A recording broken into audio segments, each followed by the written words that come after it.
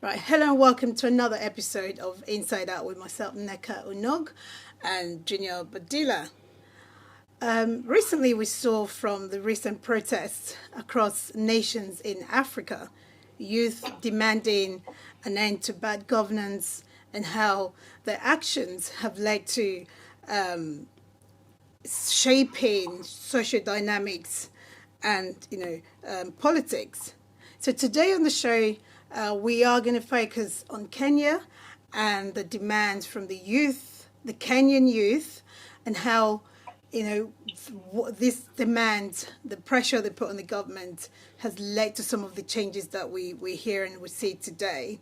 So joining me on the show is Philip, who's a regular contributor, and our guest from Nairobi, Wilmark Gacheru.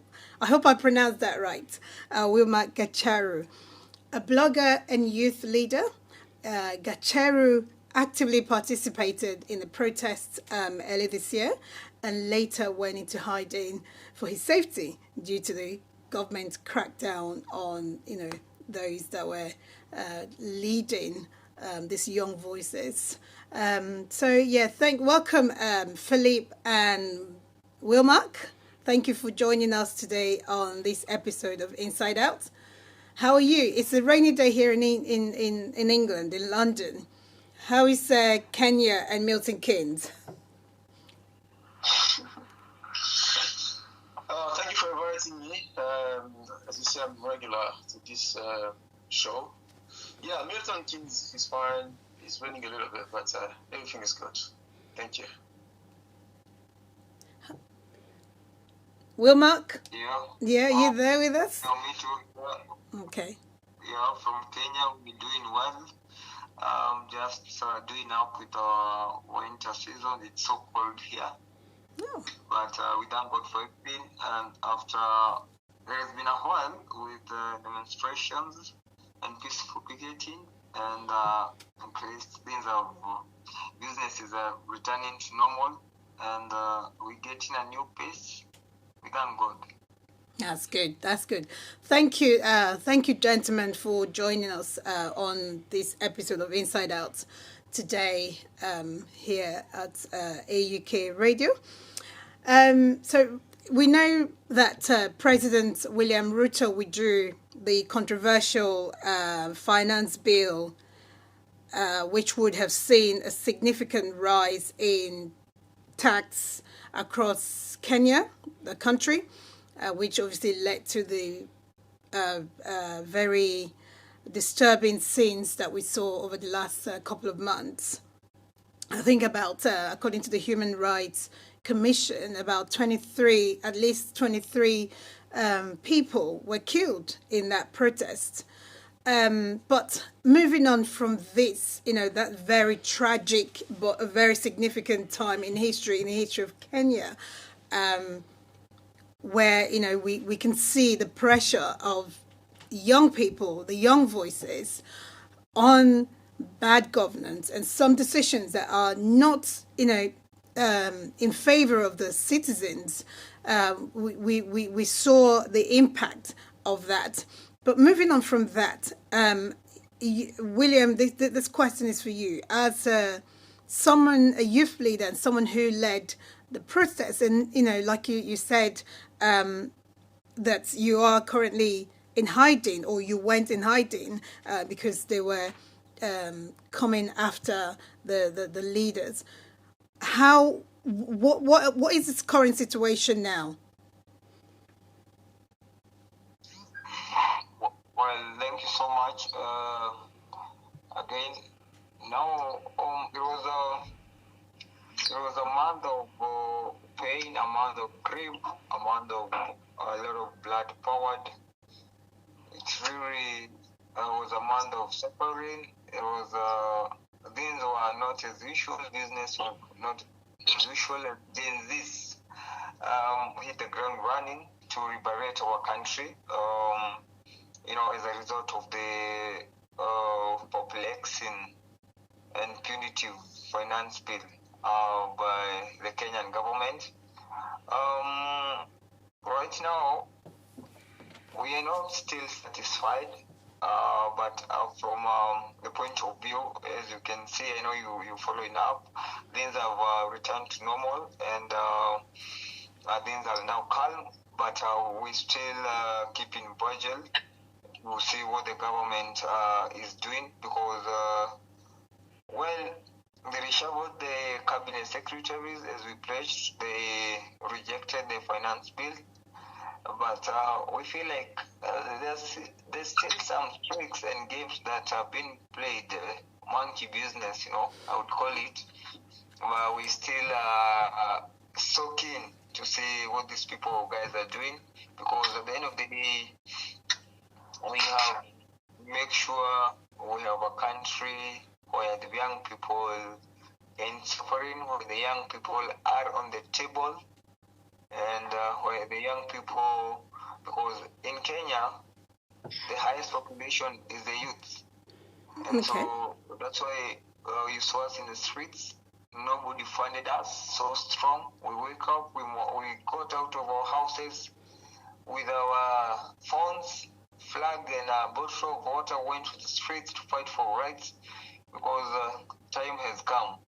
And as they always say, you can fool some people all the time, but you cannot fool all the people all the time. And Yeah, so that- that's why after a lot of time being fooled, we came to our conscience and said, these things are not working well. Our parents back at home are suffering. And because they brought us up, they educated us, then we must fight for our country. We must liberate our country. So then as they're standing, we're still keeping vigil with our team here, Kinaka Samuel and others, Taras, trying to make sure things are well. In case there's an outbreak, doctors try to come up with a vaccine. And once you do a mistake or you fall short of what you dream to do, then I believe tomorrow you will be better. Now this situation has really opened up our minds and has really shown us that even that person who sleeps next to you might be your worst enemy. And so we no longer have trust with our government, and that makes us united as youth. We have come up with systems that are checking on transparency and accountability. We're still pushing the Senate and the Parliament, because these are the policy makers, to make sure we are on the table. If we talk about public speaking, right now, if you've listened to the motion last week in the National Assembly, we have a bill that has been presented about civic education.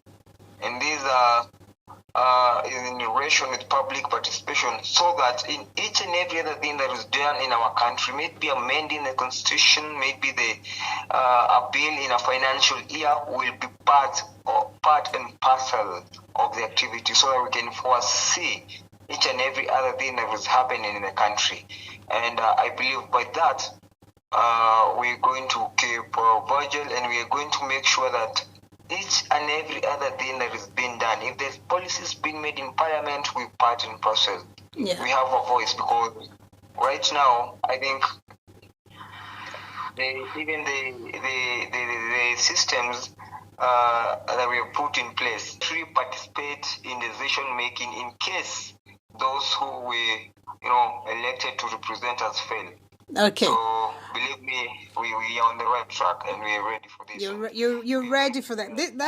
That's good. Thank you. It's good to see that you the young people in Kenya are awake, and it's very inspiring listening to you.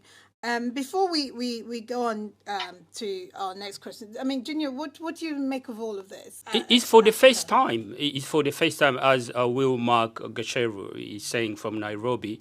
It's the first time to see in Kenya a youth-led protest, because the few protests demand previously were led by politicians. But this is for the first time to see a young people leading the protest. And it was not just about the tax bill.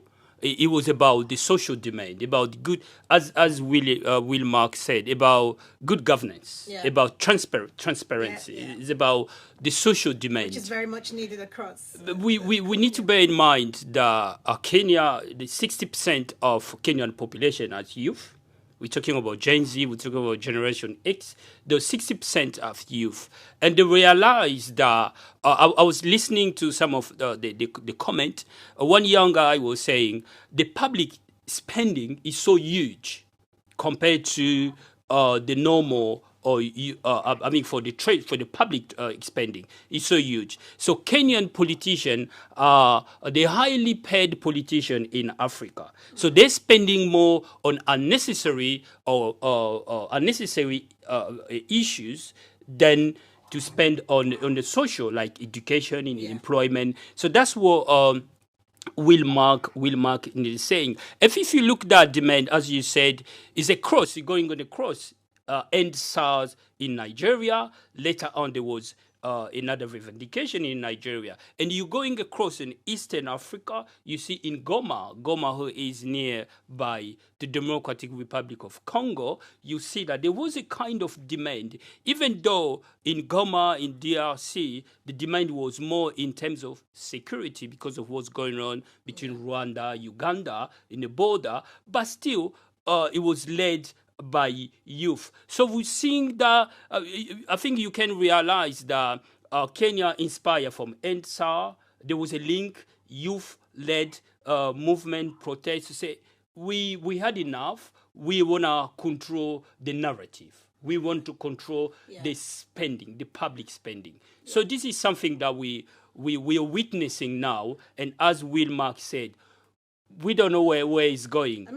I think what he said is very interesting, and one needs to keep follow up with that over the next coming months to see how the youth of you're representing the youth of Africa, Will Mark, and I say this because we're seeing this rise in young people like yourself, like Junior rightly said, in Nigeria as example, and I think we're going to be that was even in Uganda, but obviously they managed to use the power of the state to kill that. But I think this is just the beginning. Now, before we go on, would like to go to our contributor, Philippe. Philippe, I know you've been waiting. What do you have to say to all of this, seeing this rise of young voices holding leaders accountable, and Kenya, leading in that, and obviously like the young man who's with us here today. What's your take on this? My take on this is it's really good to see young people raising, standing up for what is right, what they think is their right, trying to take it back. As you can see, our guest speaking from Kenya directly, Wilmark, I believe he's 23 years old. And 23 years old is part of the generation called Generation Z, which is young people born between the late 90s to early 2000s. So they are really good at social media. They're really informed. They know what's going on, and they're really trying to take things back in their hands, which I think is very good. If you have the right information, you're awake, so you know exactly what's going on. As young, bear in mind, Gen Z or Generation Z, which were born between late 90s to and early 2000s, they form 30% of the population of Africa. So these are the youth who are suffering from unemployment, education. There's so much they need, and they can see how the previous generation are being well paid. They don't want to leave the place to the young people, and they are standing up for the rights. One thing I want to say, if we can take back a bit of history to understand where this 2024 finance bill come from and why is it being implemented in Kenya. If people have been in Kenya between the year 2013 and 2020, you could see there lots of work, infrastructures work were done, roads, railways, ports, airport. So between these years, there's a boom on construction. In 2023, last year, when William Ruto got to the power, he informed the Kenyans that this money they were building with is from a loan, and they had to repay it back. And the Kenya House paying this money back from the budgets. And according to Kenyan government, half of the money that half of the budgets were going back to pay the money that went to infrastructures work. You mean the loans? Sorry? The loans that were... Yeah, the loan that they used was almost $80 billion, I believe. It was about almost $80 billion. And they had to pay within the time, the longer you're taking, the more interest you're paying to the debtors. So for William Ruto, when he came to power, he thought, well, we can't be paying half of the budgets to repay the loan. We need to find somehow to raise the cash. And that's why they brought in this 2024 finance bill. And the thing is, there were already unhappiness within the young people. So the immediate cause that they stood up, they said, no, we cannot keep paying, we cannot agree with this 2024 finance taxes, because we are the ones being penalized. We are the ones who are unemployed. We are the ones who are suffering. We cannot let this go. That's why the young people took things in hand. They said, no, we're going to stand up for this. We are there to find somehow to repay this, because they could see some kind of corruption, politicians buying helicopters, big mansions, and they are suffering. And you are going into the budget to cut on the austerities and all that. So for them, they said, no, we have to stand up. The government has to find somehow to repay this money, because the way this is being implemented, from fuel to bread, even sanitary stuff, so they say, no, we cannot take this. We have to stand up and do something. That's why we saw young people rose, and they couldn't take it. And the Kenyan president decided, no, this has to be stopped. And he decided to stop it. Which is a good decision, but we don't know how what they will do in order to sort this mess out. I think the young people in this instance have won, given that the government did reverse their bill. So we're yet to see what the future holds. They come up with, the pressure was too much for them, given that 23, I think roughly about 23 young people lost their lives, which is, very tragic. So the government at that point had to take measures to calm the situation down, which was good. It was good to see. Wilmark, back to you. So going forward, because this is what we're looking at. For young people, you've had your demands were taken into account, and measures were taken to show that you have been listened to. Do you have enough young people, young voices as part of the decision makers? Or are you just using your various activists, voices, and independent organizations to hold the government accountable? I'll start with your first question. We are not. We have young people in parliament, and I agree to that, but they are not representing our needs. Right. They are not working for the people. They have no virtues that would, make us trust them.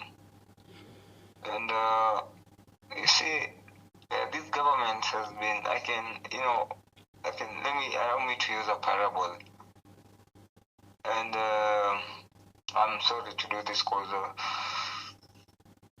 even if you are a father, and once I have my father, and I request my father to give me a bread, and my father gives me an expired bread, next time, even if my father buys me a bread, I'll have to check on the expiry date.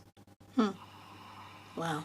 And it's always told, if you're eating on the same table with the devil, make sure you're eating with a long fork.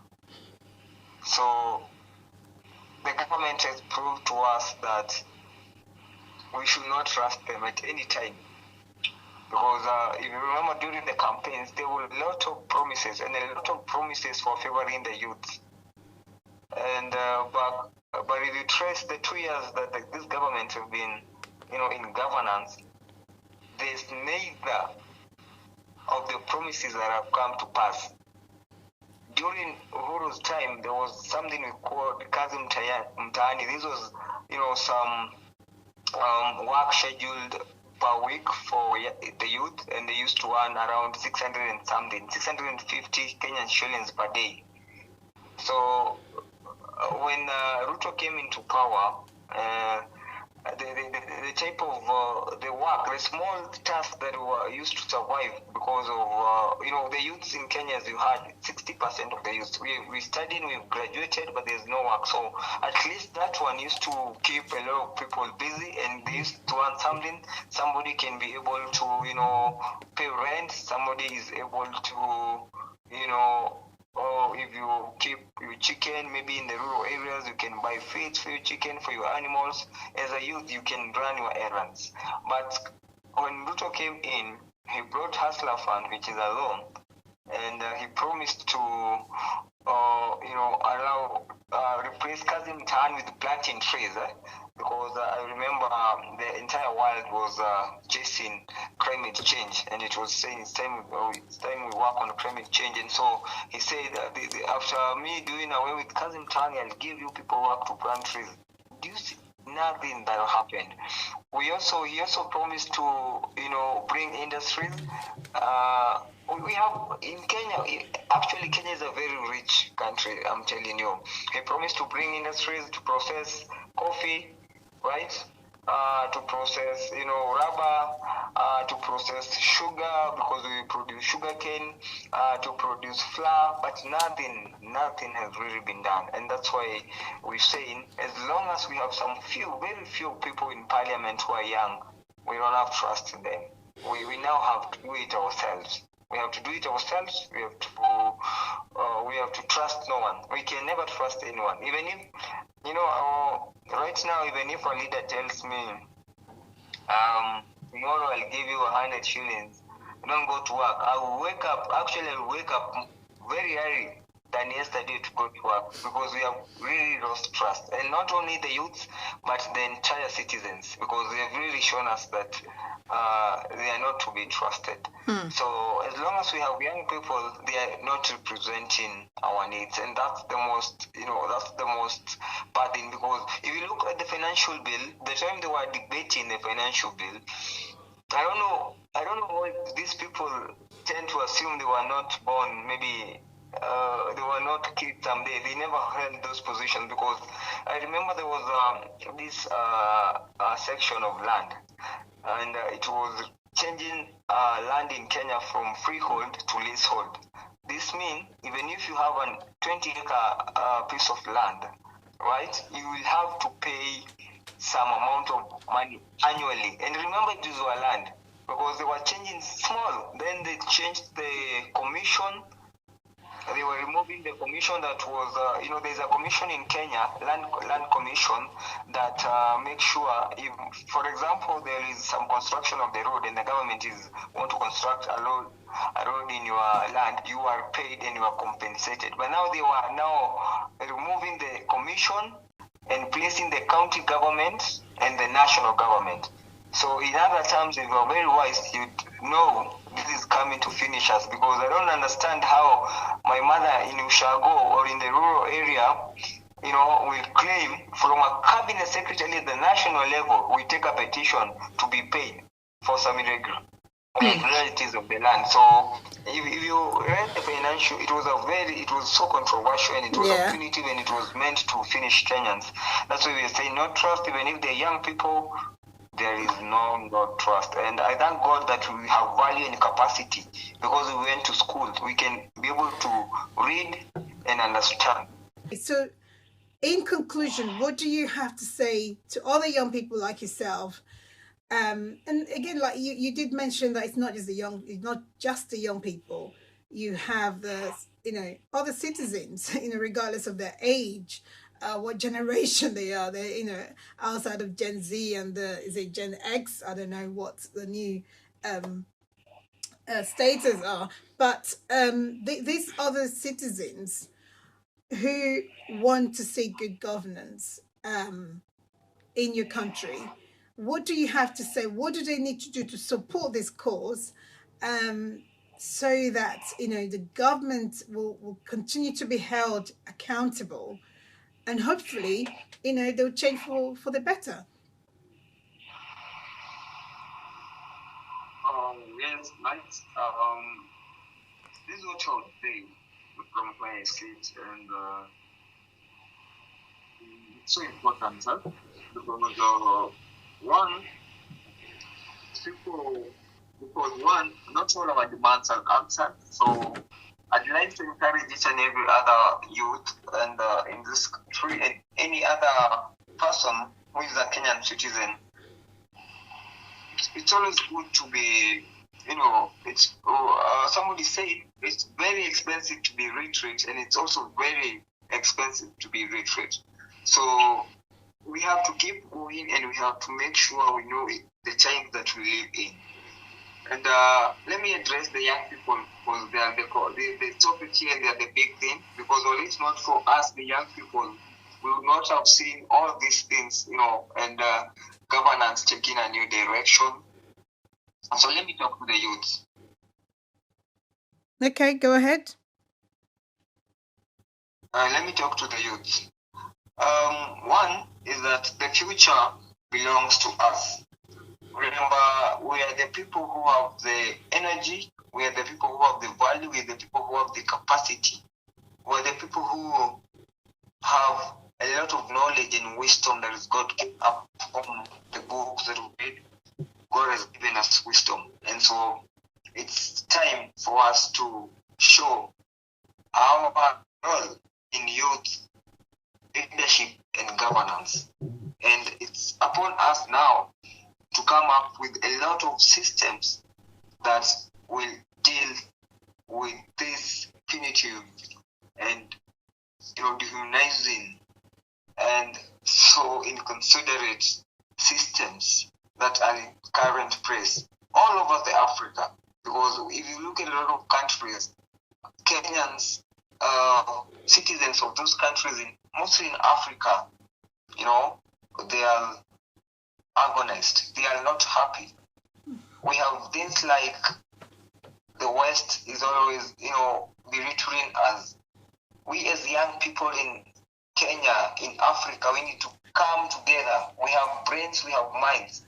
We need to focus on things like Pan-African trade.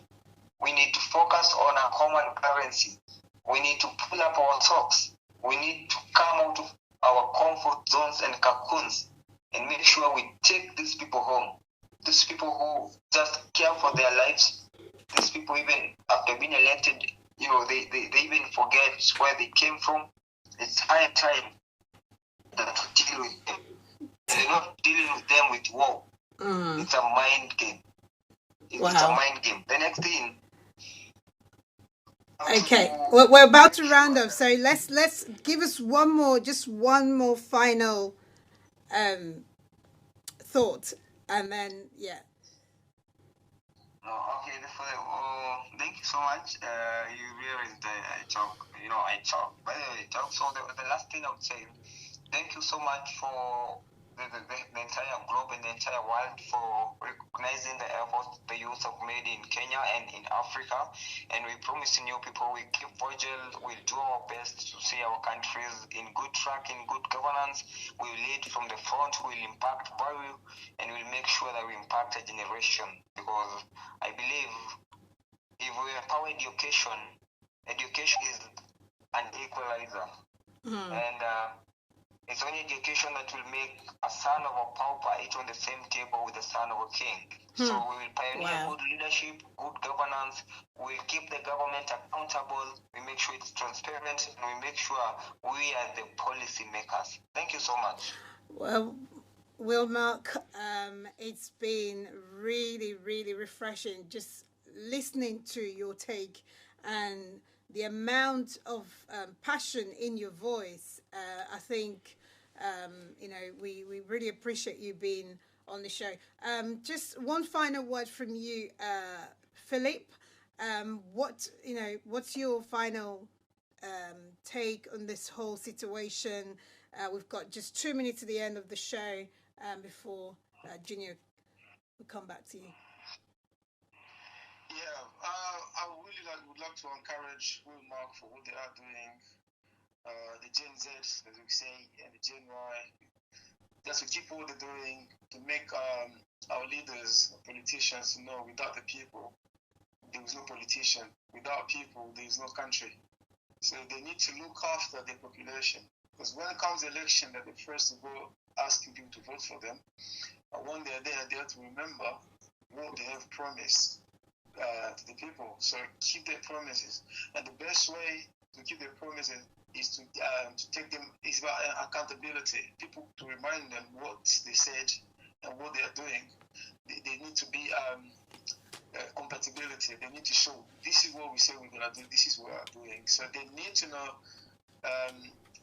if they are taking, the borrowing money or whatever, people are involved as well to know what they are doing. I mean, building infrastructure is good. It's good for the country, good for the development of the country.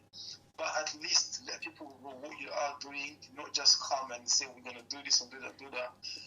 Get people involved, some kind of referendum, see how we can cover this, how we can do this instead of slapping people in the face. Philippe, sorry, I don't mean to cut you up, but we're just going to round up. But that's advice that we need to get some of our leaders to sit into this so they can hear that very crucial, advice, which I think a lot of them know. But we need young people like Wilmark putting pressure on them to implement or to use this approach in bringing about the solution that we seek in Africa. Junior, one final word. Yes, some people call that African Spring. It's similar to what happened in Arab Spring. There was a wave, as you mentioned earlier, in Nigeria, we end SARS. In Uganda, there was an attempt, but the police cracked down the attempt of youth. In eastern part of Congo, as mentioned earlier, in Goma, we need to bear in mind that Goma is nearby Kenya, Uganda, and Rwanda, and Burundi, in eastern part of Congo. So in Kenya, we've seen that wave, and it's just the beginning. You have to bear in mind that President Uhuru, the previous president, he was the son of Jomo Kenyatta, who was the president. So Kenya is led since 1962 independence. Kenya is always led by families, by caste, by social class. But we've seen the Gen Z, the new generation, leading that protest. They're not coming from the wealthy political families. They're coming, if you look, most of them, deprivated areas. And they use digital or tools to realize and to lead the protest. So there will be a change going forward. Seeing what happened in Kenya, in Nairobi, in Gashero, as William mentioned, where he went for hiding. So there will be a change. A political landscape, we may see the change in terms of political landscape in Kenya. There will be an election maybe in the next because Uhuru just was elected 2 years ago. There could be a change going forward when we'll see rising of young Gen Z politicians coming with a new reform, new policies. That's what we're going to witness, not just in Kenya. It may happen in other countries, maybe in Nigeria, in DRC, Democratic Republic of Congo, in Uganda is also there was attempt. That's what we're going to witness in the years to come.